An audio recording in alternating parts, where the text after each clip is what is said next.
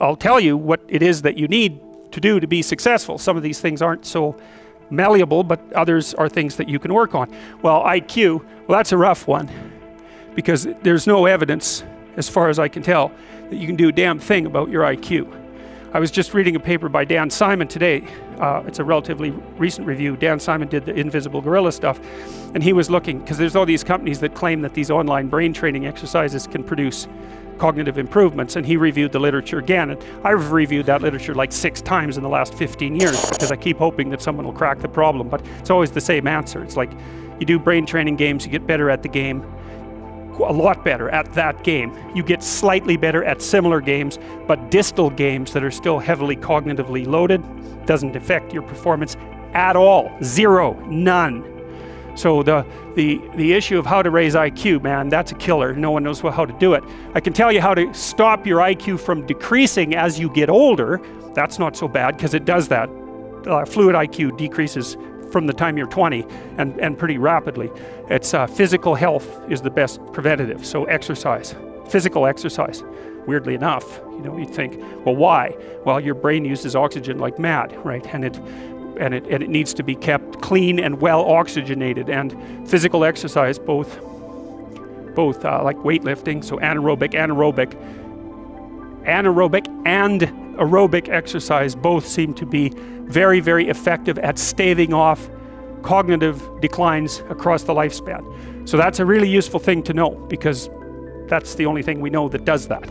So then the next best predictor of lifetime success is conscientiousness. Well, and of the 2 aspects of conscientiousness, say orderliness and industriousness, the better predictor is industriousness. So the question is, well, what can you do about your industriousness? And the answer to that is, well, that's kind of rough too, because there's a strong genetic component. But you can work on micro habits with regards to your conscientiousness. And I think the best micro habits, this is partly to do with this future authoring program processes, I think the best thing you can do with regards to your conscientiousness is to set up some aims for yourself, goals that you actually value. And the future authoring program helps people do that. And basically, it does a situational analysis it helps you do a situational analysis of your life more than a psychological analysis, I would say. And so the questions are something like, well, all right, you're going to have to put some effort into your life, and you need to be motivated to do that. And so what are the potential sources of motivation? Well, you could think about them in the big 5 manner. If you're extroverted, you want friends. If you're agreeable, you want an intimate relationship. If you're disagreeable, you want to win competitions. If you're open, you want to engage in creative activity. If you're high in neuroticism, you want security. Okay, so those are all sources of potential motivation that you could draw on, that you could tailor to your own, your own personality. But then there are dimensions that you want to consider your life across. And so we ask people about, well, if you could have your life the way you wanted it in 3 to 5 years, if you were taking care of yourself properly, what would you want from your friendships? What would you want from your intimate relationship? How would you like to structure your family? What do you want for your career? Well, how are you going to use your time outside of your job?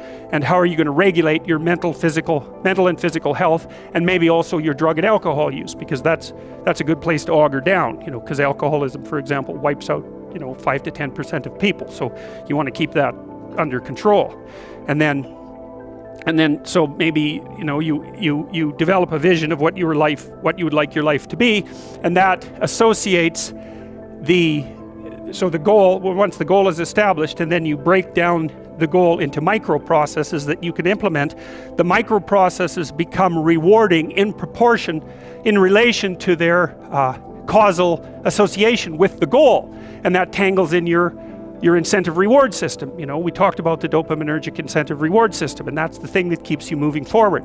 And the way it works is that it works better if it produces positive emotion when it can see you moving towards a valued goal. Okay, well, what's the implication of that?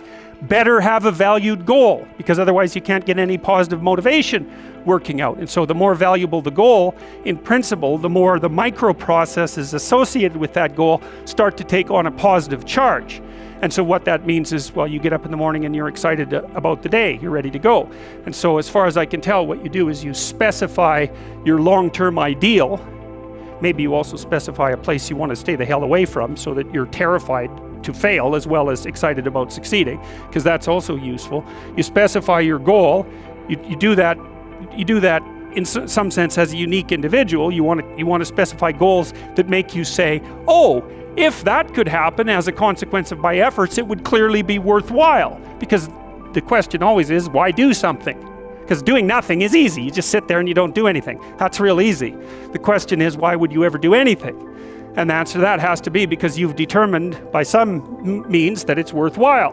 And then the next question might be, well, where should you look for worthwhile things? And one would be, well, you could consult your own temperament. And the other would be, well, you kind of look at what it is that people accrue that's valuable across the lifespan. So you do a structural analysis of the subcomponents of human existence, and already did that. You need a family, you need friends. Like, you don't need to have all these things, but you better have most of them. Family, friends, career, educational goals, plans for, time outside of work, attention to your mental and physical health, etc. That's what life is about. And if you don't have any of those things, well, then all you've got left is misery and suffering. So that's a bad deal for you. So once you set up that goal structure, let's say, and that's really in many ways that's what you should be doing at university. That's exactly what you should be doing, is trying to figure out who it is that you're trying to be, right? And you aim at that, and then you use everything you learn as a means of building that person that you want to be. And I really mean want to be. I don't mean should be. Even those things are going to overlap. And it's important to distinguish between those, because that's partly, and this is back down to the micro routine analysis. So if I was saying, well, you're going to try to make yourself more industrious. Okay, number one, specify your damn goals, because how are you going to hit something if you don't know what it is? That isn't going to happen. And often people won't specify their goals too, because they don't like to specify conditions for failure. So if you keep yourself all vague and foggy, which is real easy, because that's just a matter of not doing as well, then you don't know when you fail. And people might say, well, I really don't want to know when I fail because that's painful. So I'll keep myself blind about when I fail. That's fine, except you'll fail all the time then. You just won't know it until you've failed so badly that you're done. And that can easily happen by the time you're 40. So I would recommend that you don't let that happen. So that's willful blindness, right? You could have known, but you chose not to. Okay, so once you get your goal structure set up, you think, okay, if I could have this life, looks like that might be worth living, despite the fact that it's going to be, anxiety provoking and threatening, and there's going to be some suffering and loss involved and all of that. Obviously, the goal is to have a vision for your life such that, all things considered, that justifies your effort. Okay, so then what do you do? Well, then you turn down to the micro routines. It's like, okay, well, this is what I'm aiming for. How does that instantiate itself day to day, week to week, month to month? And that's where something like a schedule can be unbelievably useful. Google Calendar. It's like, make a damn schedule and stick to it. Okay, so what's the rule with the schedule? It's not a bloody prison. That's the first thing that people do wrong. They say, well, I don't like to follow a schedule. Well, it's like, well, what kind of schedule are you setting up? Well, I have to do this, then I have to do this, then I have to do this, and then I just go play video games, because who wants to do all these things that I have to do? It's like, wrong. Set the damn schedule up so that you have the day you want. That's the trick. It's like, okay, I've got tomorrow. If I was going to set it up so it was the best possible day I could have, practically speaking, what would it look like? Well, then you schedule that. And obviously there's a bit of responsibility that's going to go along with that, because if you have any sense, one of the things that you're going to insist upon is that at the end of the day, you're not in worse shape than you were than at the beginning of the day, right? Because that's a stupid day.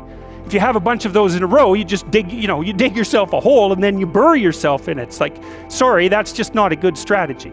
It's a bad strategy. So maybe 20% of your day has to be responsibility and obligation, or maybe it's more than that, depending on how far behind you are. But even that, you can ask yourself, okay, well, I've got these responsibilities. I have to schedule the damn things in. What's the right ratio of responsibility to reward? And you can ask yourself that, just like you'd negotiate with someone who is working for you. It's like, okay, you got to work tomorrow. Okay, so I want you to work tomorrow. And you might say, okay, well, what are you going to do for me that makes it likely that I'll work for you? Well, you could ask yourself that, So maybe do an hour of responsibility and then you play a video game for 15 minutes. I don't know, whatever turns your crank, man. But, you know, you have to negotiate with yourself and not tyrannize yourself.